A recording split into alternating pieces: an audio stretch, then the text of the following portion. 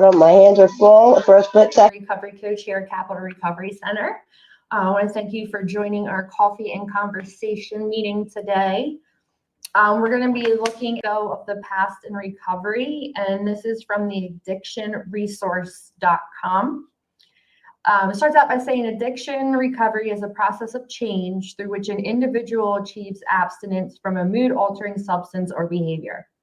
Active addicts spend much time and energy numbing out their emotions and covering up their pain with their drug of choice. This leaves little room for reflection of resolution of past issues. In order to move forward in recovery, it is important to deal with the pain of the past and learn how to let it go. We're going to talk about some tips on how to let go of the past and move forward into recovery. And this is important because, holding on to our past makes it very difficult to move forward. You probably heard the expression, there's a reason that the windshield is bigger than the rear view mirror, because we need to focus less on what's behind us and more on what's in front of us. So the first thing that they talk about is acceptance. The first step in letting go of the past is acceptance. This means accepting that you have a problem with drugs or alcohol and that you need help to recover. It also means accepting that your life will be different in recovery. You may have to give up some of the things you used to do and the people you used to associate with. People, places, and things. You can't continue to hang out with the people that you used with because eventually you're going to be the one using again. It's important to, cut some ties that can be toxic in your recovery. I know for myself, in the beginning, it was even driving down certain streets, or there was a certain Wawa I wouldn't go into because I would stop there every morning to get money from the Mac and then go see the dealer. So it was these little things that would trigger memories or, my using. So I had to avoid those things. I would bump into people that I used with and oh, here's my new number, da, da, da, da. And I'm not putting that number in my phone because it's just too much of a temptation. You have to be able to realize that the life that you have been living is not going to work when you're clean. Because if you continue that life, you're going to end up using again. So it's all about changing and, being able to accept that there is a new way of doing things now.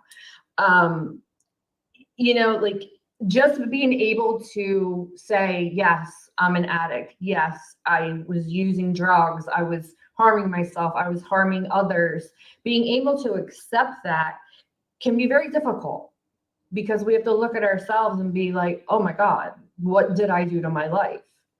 But if you can't accept what you did to your life, you're not going to be able to accept change or, moving on. So it goes on to say that this can be difficult, but achieving and maintaining recovery is necessary. If you're having trouble accepting that you need help, it may be helpful to talk to a counselor or a therapist. They can help you work through your feelings and cope with your addiction. So this is something like what we offer here, just being a peer to come in and talk to and, bounce things off of or just vent to, because we've been in your shoes. We know what it's like to use. We know what it's like to find recovery and sustain recovery. And we know what it's like to have to change and do things differently in your life. For me personally, that acceptance and that ability to move forward came with working a 12-step program and having a sponsor. Someone that I could go to when I'm struggling or even when I'm not struggling, just to be like, hey, how did you deal with this issue? Or, I'm having a great day. It feels uncomfortable. So we're not used to good days. So in the beginning for me, not having any chaos and not having any drama, I was like, this feels weird. So it's just good to have somebody who's been there or a therapist. I talk to a therapist too. I talk to whoever I need to make sure that I can keep moving with my recovery. So the next section is about making an amends. And it says, if you hurt people in your past, it is important to make amends. This means taking responsibility for your actions and apologizing for the hurt you have caused. It is also important to take steps to make things right. This may include making financial restitution or performing community service. Again, I was able to do this through working, a 12-step program.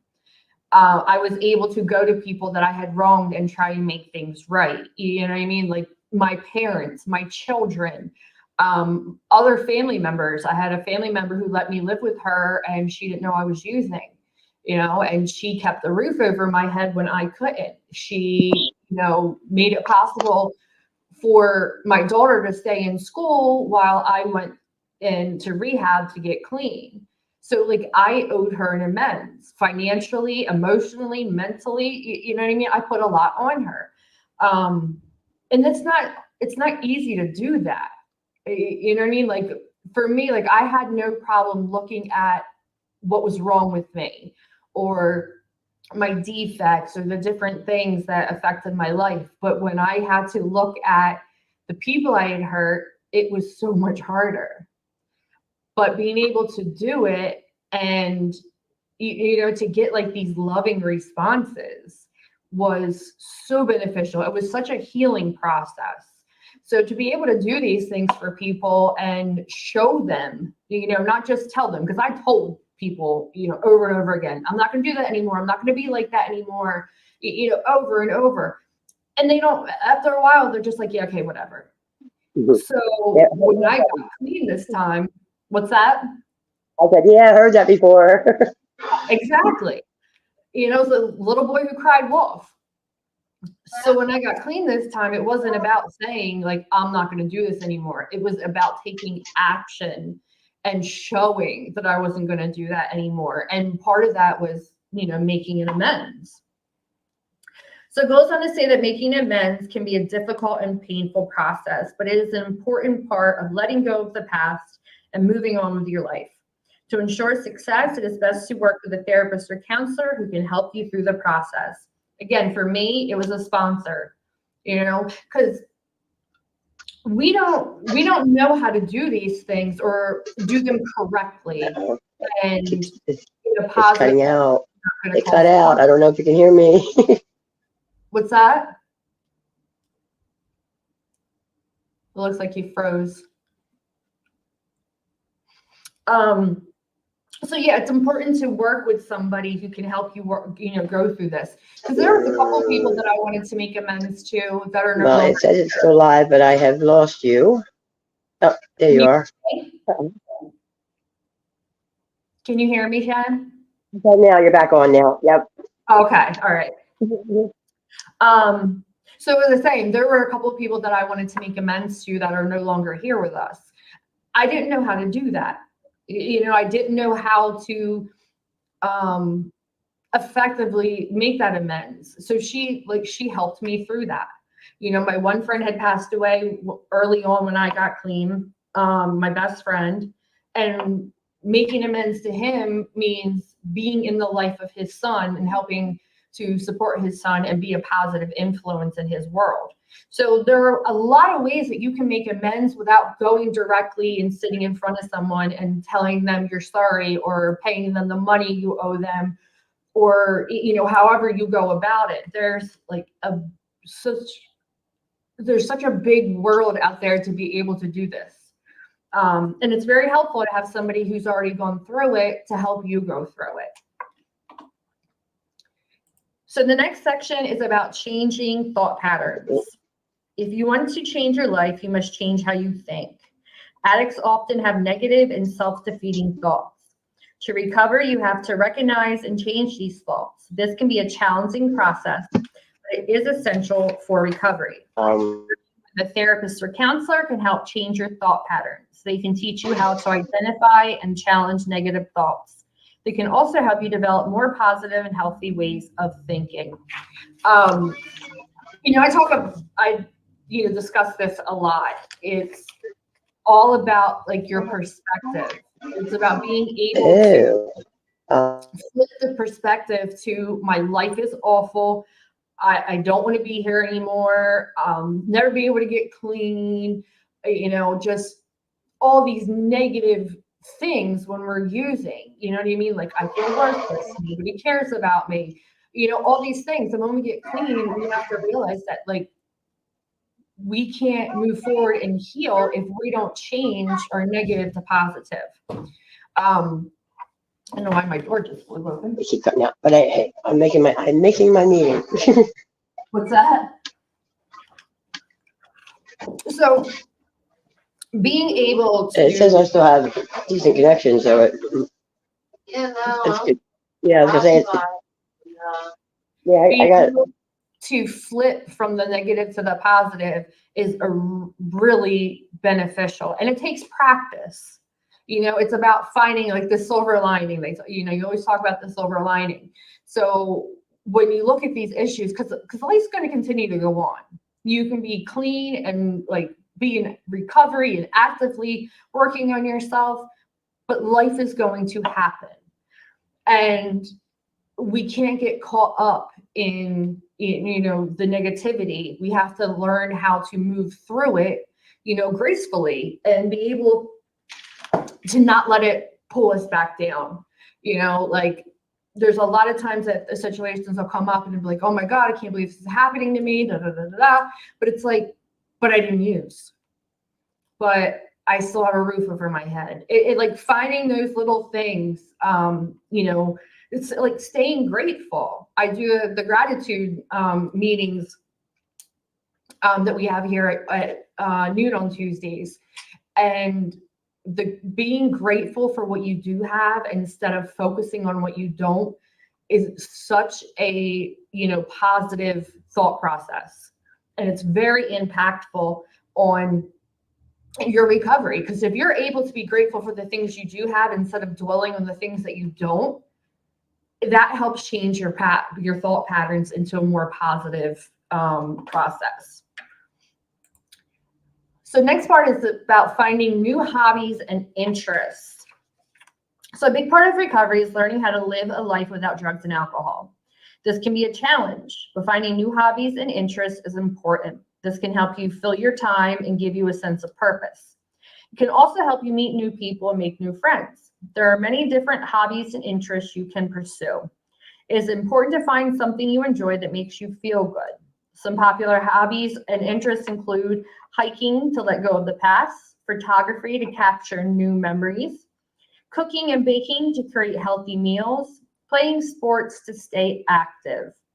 This is really good because we have a lot of idle time in early recovery. You know what I mean? A lot of us don't have jobs or no license or whatever the case may be, where we're stuck with a lot of extra time on our hands that we used to fill up by, finding money and to get drugs and then going to get the drugs and then using the drugs and starting the pattern all over again. It seems like it's a go, go, go. And, when you're in recovery, you have to learn how to fill that space in a positive way, in a way that's going to, keep your mind off the using. For me, I like to draw, I like to write, just doing activities with my kids, just anything to keep your mind, like moving in a more positive direction and not focusing so much on, what we did in our past or, the drug use and these other things. Like I've been doing this technique of drawing lately. It's called Zentangle, and I've been doing it a lot because it really helps in like quieting my mind, because I deal with a lot of the racing thoughts and the obsessive thinking, and like just being able to like put that pen to paper and just focus on the line I'm drawing helps a lot for me to like quiet that chaos that can go on in my brain. It says if your hobby is something you used to do with drugs or alcohol, it's important to find a new way to do it. For example, if you used to go to bars to drink, you can find a new hobby that doesn't involve alcohol. Yeah, because that can be a big trigger for a lot of people. Like, like going out to eat to places where there's a bar, like going to Applebee's, there's a bar in the middle of the restaurant. That can be very triggering for people. So again, it's people, places, and things. It's important to recognize those types of things and avoid them and causing like to trigger like that urge to use. And the last section we have here is to take time for yourself. In recovery, it is also important to take time for yourself. This means taking care of your physical and emotional needs. It is important to eat healthy, exercise, and get enough rest. It is also important to find healthy ways to cope with stress. This may include yoga, meditation, or journaling. Self-care is so important. You know, if we can't, you know, be okay with ourselves, we're not going to be able to be okay for anyone else. And taking the time to take care of yourself, if you're overwhelmed or you're not feeling well, like that self-care is like, I cannot stress enough how important it is. Even to this day, like working in this, you know, field can be very, I don't want to say stressful, but it can tend to be overwhelming sometimes emotionally, because we're dealing with people in active addiction or early recovery, people who are struggling, you know. So, you know, for us, it's really important for us to realize, like, okay, we have to, you know, keep ourselves centered and our minds in a positive place in order to do the job and to help people the way that they need to be helped, you know, the same way that I was helped. You know, and again, I talk about this at Gratitude Tuesday, like keeping a gratitude journal or just journaling period is such a great way, you know, to get your emotions out and get your feelings out, see them on paper. You know, what can I do to improve? What can I do to change?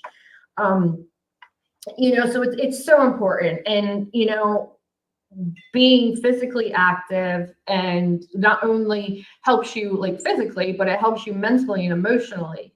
So it's, you really want to try and find something that you consider self-care and be able to use that as a coping mechanism when things get difficult. Goes on to say that taking time for yourself is essential to recovering from addiction. It is important to find activities that help you relax and de-stress. Finding activities that help you feel good about yourself is also important. These activities can vary from person to person, but it is important to find what works for you. Letting go of the past can be difficult, but necessary part of recovery. It is important to make amends, forgive yourself, and change your thought patterns. That forgive yourself part is big, because it can be very difficult for us to, you know, not only admit our wrongs and accept them, but to forgive ourselves for the things that we did to ourselves. You know, we put ourselves through so much in active addiction, and you know, we can lose the self-esteem or the self-worth. And, you know, in order to gain those things back, we have to be able to forgive ourselves for the mistakes that we've made or the things that we've done. All these things that we discussed are really important to let go of the past and move forward, you know. So find those hobbies, something that, you know, you're interested in, you know, take the time for the self-care. Look at your thought pattern and see if you can find certain things that you can change, you know, but like by journaling, you write those things down, you see a pattern, it'll give you an idea of how to change that pattern into something more positive. You know, make the amends, you know, restore relationships that you can grow on, and then just accept, like, I have to live a new life now. I cannot live the life I was living in active addiction. So I would like to thank you for joining us. And as always, you can join us online. You can come into the center and see us. We're always here to help in any way that we can. And you have a great day.